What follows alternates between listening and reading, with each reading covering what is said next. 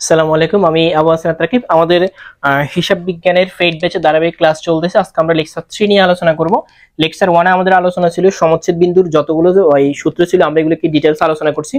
Lecture 2 তে আমরা আলোচনা করছিলাম এনটিআরসি তে 2006 সালে আসার প্রশ্নটাকে। আজকে লেকচার 3 তে আমরা আলোচনা করব বিগত নিবন্ধন 2007 সালে আসার প্রশ্নটাকে। আপনারা স্ক্রিনে প্রশ্নটাকে দেখতে পারতেছেন, এই স্ক্রিনের প্রশ্নটাকে আমরা সমাধান করব। আমি পাশের প্রশ্নটাকে লিখছি।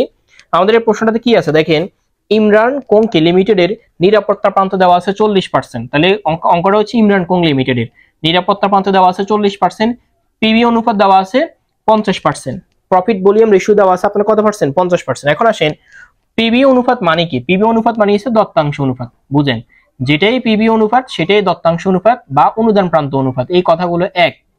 দত্তাংশ অনুপাত, অনুদান প্রান্ত অনুপাত, ফিবি অনুপাত, এই কথাগুলো এক। ফিবি কে বলা প্রফিট ভলিউম রেশিও, মানে দত্তাংশ অনুপাত অথবা অনুদান প্রান্ত অনুপাত। বিক্রয় দেওয়া আছে 1,60,000 টাকা। এখানে একদম ছোটখাটো একটা প্রশ্ন, আপনাকে নিরাপত্তা প্রান্তের পার্সেন্ট দিছে, প্রফিট ভলিউমের পার্সেন্ট দিছে, বিক্রয় পার্সেন্ট দিছে। একদম সিম্পল একটা প্রশ্ন। কি কি আছে দেখেন, প্রথমে মুনাফা নির্ণয় করতে বলছে, স্থায়ী ব্যয় নির্ণয় করতে বলছে, পরিবর্তনশীল ব্যয়, সমচ্ছেদ বিন্দু এবং 50,000 টাকা মুনাফা হলে বিক্রয় কত। একদম নরমালি প্রোডাক্ট চাইছে, নরমালি জিনিস চাইছে। কাকে আসেন প্রথমে আমরা একটা একটা করে সমাধান করি। প্রথম ধাপে আমাদের মান চাইছে কি, মুনাফা নির্ণয় করতে বলছে। এখন আসেন কোন কিছুর মুনাফা জিনিসটা কিভাবে বের করবেন বুঝেন। মুনাফা মানে হচ্ছে, এখন সূত্র লিখবেন, আগে বুঝেন। আপনি বিক্রয় থেকে যখন আপনি কি বাদ দিবেন, মানে মোট ব্যয় বাদ দিবেন। মোট ব্যয় বলতে আমি এখানে বুঝেছি স্থায়ী ব্যয়, আর যদি পরিবর্তনশীল ব্যয় আপনি যদি বাদ দিয়ে দেন, পরিবর্তনশীল ব্যয় বাদ দিয়ে দেন, তখন আপনি মুনাফা পাবেন। এখন এই সূত্রটা আপনি তখন প্রয়োগ করতে পারবেন যখন আপনার কাছে স্থায়ী ব্যয় এবং কি পরিবর্তনশীল ব্যয়টা প্রশ্ন থাকবে। দেখেন তো, উল্টা স্থায়ী ব্যয় সে খতে এসেছে আর গতে সে কি পরিবর্তনশীল ব্যয়টা চাইছে। তার মানে আমরা চাইলেও মুনাফার এই পার্সেন্ট এখানে কি প্রয়োগ করতে পারবো না। কি বলছি, আমরা চাইলেও মুনাফার এই পার্সেন্ট এখানে কি প্রয়োগ করতে পারবো না। সেক্ষেত্রে আমরা অন্য সূত্রে যেতে হবে। তাহলে আমরা এখানে কি করব দেখেন, এখানে আপনি বুঝবেন কিভাবে যে কোন সূত্র প্রয়োগ করব। একেবারে সহজ, যে সকল প্রশ্ন এরকম পার্সেন্ট দিয়ে আসবার বিক্রয়ের টাকা দিয়ে দিবে, আপনার কাজ হচ্ছে মুনাফা বের করার ক্ষেত্রে আমি বলছিলাম যে কোনো টাকা বের করার ক্ষেত্রে আপনি বিক্রয়ের উপরে তার পার্সেন্টটা গুণ দিয়ে দিবেন, মানে আপনি মুনাফার অনুপাতটা গুণ দিয়ে দিবেন। ঠিক আছে, কি বলছি বলেন। যে কোনো টাকার ফিগার বের করার সিস্টেম হচ্ছে, আপনার প্রশ্ন যদি বিক্রয়ের টাকা থাকে এটার উপর আপনি তার অনুপাতটা গুণ দিয়ে দিবেন। কার অনুপাত? আপনার ধরেন মুনাফার টাকা বের করতেছেন, আপনি মুনাফার অনুপাতটা গুণ দিয়ে দিবেন, তাহলে আপনি বেরিয়ে আসবে। এখন বুঝবেন কিভাবে প্রশ্ন দেখে, এই যে এগুলো পার্সেন্ট দিয়ে আসবে, দেখেন এগুলো হতলাভ বিভিন্ন পার্সেন্ট দিয়ে আসছে, তাহলে বুঝবেন যে এই অঙ্কগুলো এই সিস্টেমে সমাধান হবে। এখন আসেন বিক্রয়ের টাকা কত, 1,60,000 টাকা, ফাইন। কিন্তু মুনাফার অনুপাতটা আপনার কাছে নাই। এখন আপনাকে মুনাফার অনুপাত বের করতে হবে। আপনি এক লাইন জায়গা রাখেন, আপনি মুনাফার অনুপাতটা বের করেন। মুনাফার কি অনুপাত? এখন বলেন তো, মুনাফার অনুপাত বের করার জন্য আপনাকে একটা সূত্র আমি শিখিয়ে দিয়েছিলাম না, যে মুনাফার অনুপাত বের করার সিস্টেম কি, আপনাকে নিরাপত্তা প্রান্তের অনুপাতের সাথে, নিরাপত্তা প্রান্ত অনুপাতের সাথে কি বলছিলাম বলেন, নিরাপত্তা প্রান্তের অনুপাতের সাথে আপনাকে দত্তাংশ অনুপাতটা গুণ দিতে হবে। নিরাপত্তা প্রান্তের অনুপাতের সাথে আপনাকে দত্তাংশ অনুপাতটাকে গুণ দিতে হবে। বলেন তো, এই সূত্রটা আপনাদেরকে শেখানো হয়েছে না? যখন শিখেছি তখন আমি বলছিলাম এই সূত্রটা একটু ব্যতিক্রম, এটা বেশি আসে পরীক্ষাতে। যে নিরাপত্তা প্রান্ত অনুপাতের সূত্র হচ্ছে মুনাফার অনুপাতের সূত্র হচ্ছে নিরাপত্তা প্রান্ত অনুপাত ইনটু দত্তাংশ অনুপাত। এখন প্রশ্ন তো দেখেন, নিরাপত্তা প্রান্ত অনুপাত সরাসরি দেওয়া আছে না 40%, 40% মানে 0.40 লিখবেন, ঠিক আছে, ইনটু দত্তাংশ মানে এই যে বলছিলাম অনুদান প্রান্ত দত্তাংশ ফিবি রেশিও কথাটা 0.50, কারণ আপনি এখানে যদি গুণ দেন 4×5=20, তাহলে পয়েন্ট কত 20, তার মানে মুনাফার অনুপাত হচ্ছে 0.20। এখন আপনি যখন প্রশ্নটা দেখছেন যে নিরাপত্তা প্রান্ত আর দত্তাংশ অনুপাত আছে, তখন তো আপনার মাথায় এটা খেলার কথা যে নিরাপত্তা প্রান্ত আর দত্তাংশ অনুপাতকে আমি যদি গুণ দিয়ে দিই, এই দুইটার আমি যদি গুণ দিয়ে দিই 4×5=20 মানে 20%, তাহলে তো আমি কিসের পার্সেন্ট পাইতেছি বলেন, মুনাফার পার্সেন্ট পাইতেছি। এখন আমি যখন মুনাফার পার্সেন্টটা পেয়ে যাব, তখন আমি বিক্রয়ের টাকার উপরে মুনাফার পার্সেন্ট ধরলে তো মুনাফা বাইরে আসবে, তখন তো আপনার অন্য সূত্র আসার কোনো চিন্তাই আসে না। এখন এই জিনিসটা আপনি তখন পারবেন যখন আপনি এই জিনিসটা দেখলে বুঝবেন। আপনার মাথায় এই জিনিসটা থাকতে হবে যে মুনাফার অনুপাত বের করার সূত্র হচ্ছে নিরাপত্তা প্রান্ত ইনটু পিবি রেশিও বা দত্তাংশ অনুপাত। এই দুইটা যখন প্রশ্ন দেখবেন তখনই তো বোঝার কথা যে খুবই সিম্পল জিনিস, আমি এই দুইটা গুণ করে দিলে আমি মুনাফার অনুপাত পাবো। আর আমরা জানি বিক্রয়ের টাকার উপর আমি যখন যে কোনো পার্সেন্ট ধরবো, তখনই আমার কি বেরিয়ে ওই টাকাটা বেরিয়ে আসবে। ঠিক আছে, তাহলে এখন দেখেন আপনার এটা পার্সেন্ট কত, 20.20, তাহলে এই যে 0.20 আপনি এখানে 20% চাইলে দিতে পারেন। তো আপনি এখানে যদি গুণ দিয়ে দেন তাহলে আপনার কত আসবে, 32,000 টাকা আসবে। এটা হচ্ছে আপনার কি মুনাফা বের করার সিস্টেম। তাহলে এই জিনিসটা হচ্ছে আপনার কি মুনাফা বের করার কি সিস্টেম। তো আশা করি বুঝতে পারছি। এখন অনেকের মনে আবার প্রশ্ন আসতে পারে, আচ্ছা স্যার আমরা অন্যভাবে অঙ্কটাকে বের করতে পারবো কিনা, যেমন আপনি তো একটা জিনিস বলছিলেন যে এই মুনাফা বের করার ক্ষেত্রে, যেমন আমি এই জিনিসটা আপনাদেরকে বলছিলাম যে আপনি চাইলে এভাবেও বের করতে পারেন। যেমন মুনাফা বের করার ক্ষেত্রে আপনার কাছে যদি কি থাকে, নিরাপত্তা প্রান্তের যদি টাকা থাকে, বুঝেন ভালোভাবে, আপনার কাছে যদি নিরাপত্তা প্রান্তের যদি কি থাকে, টাকা থাকে, আপনি নিরাপত্তা প্রান্তের টাকার উপরে আপনি যখন কি করবেন, দত্তাংশ অনুপাতটা গুণ দিয়ে দিবেন, তখন আপনি মুনাফা পেয়ে যাবেন। বুঝেন ভালোভাবে, একদম ভালোভাবে বুঝেন। এরকম একটা সূত্র আপনাদেরকে আমি শিখেছিলাম না, যে মুনাফা বের করার ক্ষেত্রে যদি আমার কাছে নিরাপত্তা প্রান্তের টাকা থাকে, আমি যদি দত্তাংশ অনুপাত থাকে যদি গুণ দিই তাহলে বেরিয়ে আসবে। এখন নিরাপত্তা প্রান্তের টাকা নাই, পার্সেন্ট আছে, কোনো সমস্যা নাই। আমরা তো বলছি যে ভাই বিক্রয়ের টাকার উপরে আপনি যদি ওই পার্সেন্টটাকে ধরে ফেলেন, কার পার্সেন্ট, নিরাপত্তা প্রান্তের পার্সেন্ট ধরেন, তখন তো টাকা বেরিয়ে আসবে। ইনটু এটার উপরে আপনি দত্তাংশের পার্সেন্ট ধরেন, দত্তাংশ কত পার্সেন্ট বলেন, 50%। দত্তাংশ মানে পিভি রেশিও। তা আমরা এটাকে যদি গুণ দিয়ে দিই তাহলে আমাদের এখানে 64,000 টাকা আসবে। 4 হলো 64, এটার উপরে যদি আপনি 50% ধরেন তাহলে আপনার 32,000 টাকা আসবে। বুঝছেন কিনা বলেন, বুঝছেন কিনা এবার বলেন, কমেন্ট বক্সে বলেন যে আপনাদের ঠিক কেমন লাগতেছে ক্লাসগুলো। তার মানে আপনি চাইলে একটা ম্যাথকে বিভিন্ন সূত্র দিয়ে করতে পারবেন, সেক্ষেত্রে আপনার বেসিকটা ভালো থাকতে হবে। আমি আপনার বেসিকটাকে স্ট্রং করার চেষ্টা করতেছি। আশা করি এই বিষয়টা বুঝতে পারছেন যে আপনি এইভাবেও করতে পারেন, এইভাবেও করতে পারেন, যেভাবে সুবিধা আপনি এইভাবে করেন। ঠিক আছে, আসেন আমরা পরের সূত্রটাতে আসি এবার। আশা করি এভাবে করলে আপনাদের ক্লাসগুলো সম্পর্কে আপনাদের ভালো একটা ইয়ে থাকবে। আমাদের এটা গেলে এবার আমরা স্থায়ী ব্যয়টা বের করব। স্থায়ী ব্যয়, স্থায়ী ব্যয় বের করার ক্ষেত্রে আমরা একটা ভাইটাল সূত্র ইউজ করতে পারি, সেটা হচ্ছে আপনি চেক করবেন আপনার কাছে দত্তাংশ আছে কিনা। আমরা জানি স্থায়ী ব্যয় বের করার ক্ষেত্রে আমরা দত্তাংশ থেকে আমরা কি বাদ দিব বলেন, দত্তাংশ থেকে আমি যখন মুনাফাটা বাদ দিয়ে দিব তখন আমরা কি স্থায়ী ব্যয় পাই। এটা আমরা লেকচার 2 তে আলোচনা করছি। কারণ আমরা জানি দত্তাংশ থেকে যখন স্থায়ী ব্যয় বাদ যায় তখন মুনাফা বেরিয়ে আসে। তার মানে আপনি যদি উল্টায় দেন তাহলে তো হলো। দত্তাংশ কত টাকা হবে, আমরা দত্তাংশের ক্ষেত্রে যেমন 1,60,000 টাকা, দত্তাংশ অনুপাত কত বেরিয়েছে বলেন, আমরা দত্তাংশ অনুপাত প্রশ্ন দেওয়া আছে না, এই যে পিবি রেশিও কত দেওয়া আছে 50%, এই যে 50%, যেটা পিবি রেশিও সেটা দত্তাংশ অনুপাত। আর মুনাফাটা আমরা এই যে এখানে একে করছিলাম কত হাজার টাকা, 32,000 টাকা। তার মানে এই যে এটার 50% কত হবে 80,000 টাকা। এটা থেকে আপনি যদি মুনাফা 32,000 টাকা যদি বাদ দিয়ে দেন তাহলে আপনার এই 48,000 টাকা বেরিয়ে আসবে স্থায়ী ব্যয়।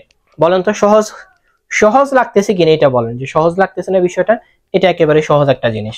আচ্ছা এরপর আসেন আমরা গরুগ করি।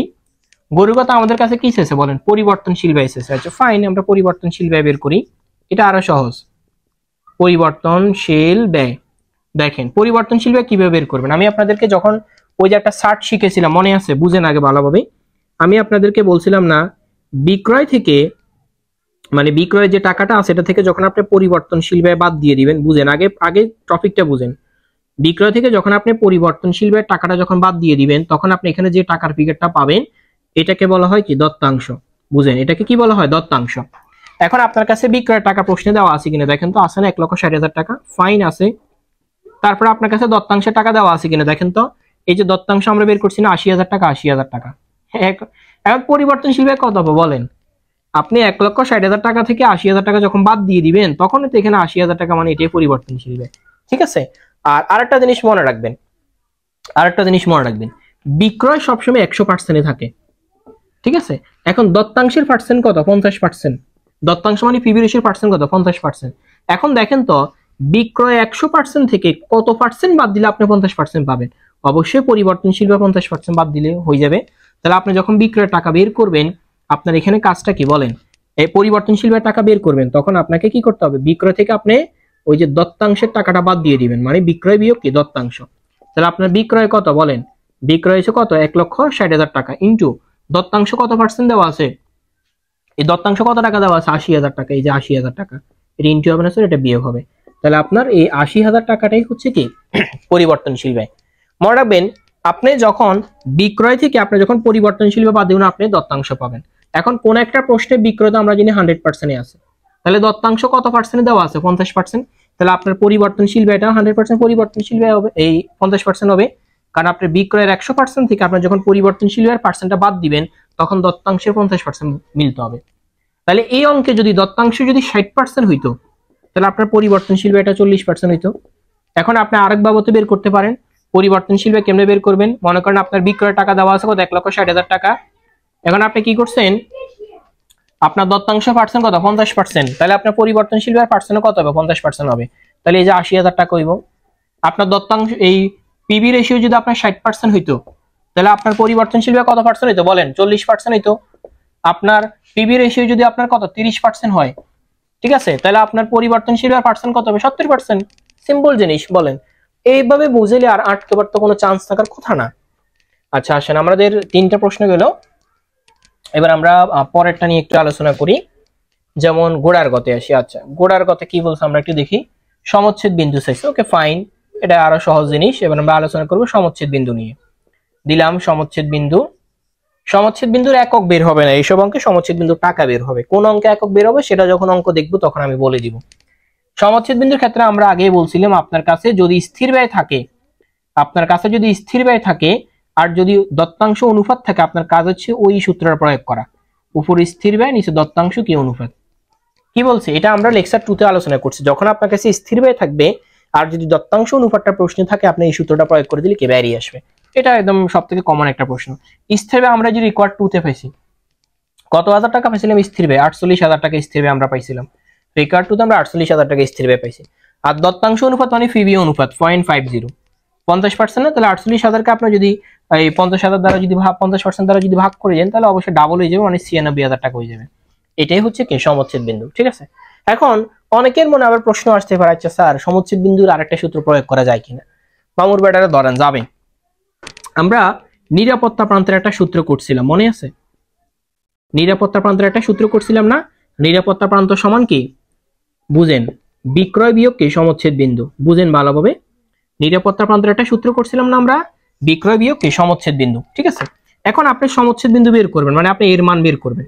তার মানে আপনাকে অপর দুইটা মান দেওয়া আছে কিনা বুঝেন। নিরাপত্তা প্রান্তের অনুপাত দেওয়া আছে না প্রশ্নে 40%, তাহলে আমরা জানি যে কোনো টাকার ফিগারের উপরে যখন তার পার্সেন্ট ধরা হবে না, বিক্রয়ের উপরে যখন তার পার্সেন্টটা ধরবেন তখন আপনি নিরাপত্তা প্রান্ত বের হবে। বিক্রয় কত দেওয়া আছে বলেন 1,60,000 টাকা, সমচ্ছেদ বিন্দু আপনাকে বের করতে হবে। ফাইন, এটা যেমন সামনে রাখি দেন সমচ্ছেদ বিন্দু, ঠিক আছে। তার মানে আপনি সমচ্ছেদ বিন্দু বের করেন, এটা ওইদিকে মাইনাস আছে এদিকে নিয়ে আসেন, আমরা জানি ওইদিকে মাইনাস থেকে এই পাশে প্লাস হবে। সমচ্ছেদ বিন্দু ফাইন 1,60,000 টাকা বিয়োগ, এখানে দেখেন এই 1,60,000 টাকার উপরে 40% মানে 64,000 টাকা, আপনি এখানে 64,000 টাকা ধরেন, এটা এদিকে যোগ আছে ওদিকে বিয়োগ হবে। তাহলে দেখেন তো 1,60,000 টাকা থেকে আপনি যদি 64,000 টাকা যদি বাদ দিয়ে দেন তাহলে আপনার 96,000 টাকা মিলে কিনা দেখছেন। এখন আপনারা যে অনেক সময় যে বলেন যে স্যার কখন কোন সূত্র প্রয়োগ করা মাথায় ঢুকে না, সব সূত্রে প্রয়োগ করা যাবে। আপনাকে সূত্র প্রয়োগটা বুঝতে হবে, সোজা কথা হইছে এটা, আপনাকে সূত্র প্রয়োগটাকে বুঝতে হবে, তখন আপনি সব সূত্রকে প্রয়োগ করতে পারবেন। সেগুলো বুঝতে পারছি। অঙ্কগুলোর হ্যান্ড নোটস আপনারা পেয়ে যাবেন, ওইখানেও এই ডিটেলস লেখা আছে। আচ্ছা এরপর আছেন ওমো নাম্বার। ওমো নাম্বার বলছে কি দেখেন, মনোযোগ দেন। 50,000 টাকা মুনাফা হলে বিক্রয় কত। আমি আগেই বলছিলাম কোন প্রশ্নে যদি মুনাফার টাকা দিয়ে দেয় মাস্ট বি আপনাকে প্রত্যাশিত বিক্রয় বের করতে হবে। তাহলে আপনি প্রত্যাশিত বিক্রয়ের সূত্র করেন। প্রত্যাশিত বিক্রয় সূত্র কি বলছিলাম মনে আছে? উপরে স্থির ব্যয়, এটার সাথে আপনাকে মুনাফাটা যোগ করতে হবে। স্থির ব্যয়ের সাথে আপনি মুনাফাটা যোগ করবেন আর নিচে দিবেন কি দত্তাংশ অনুপাত। আপনি যখন নিচে দত্তাংশ অনুপাত দিবেন তখন এটা টাকায় কনভার্ট হবে অনুপাত, ঠিক আছে। এটা নিয়ে আমি আর ডিটেলস বলতেছি না কারণ এটা নিয়ে লেকচার 2 তে আলোচনা করা হয়েছে। স্থির ব্যয় তো আমরা বের করছি 48,000 টাকা, মুনাফাটা প্রশ্নে দেওয়া আছে 50,000 টাকা, আর দত্তাংশ অনুপাত অবশ্যই 0.50, তাহলে আমরা যদি ভাগ দিই 1,96,000 টাকা হবে। এই আমরা আরো 3-4টা ম্যাথকে সলিউশন করব। এই অধ্যায়টা যেহেতু আমাদের সবথেকে বেশি ইম্পর্টেন্ট, আমরা চেষ্টা করব এই অধ্যায়ের 8-10টা ম্যাথকে সলিউশন করার জন্য।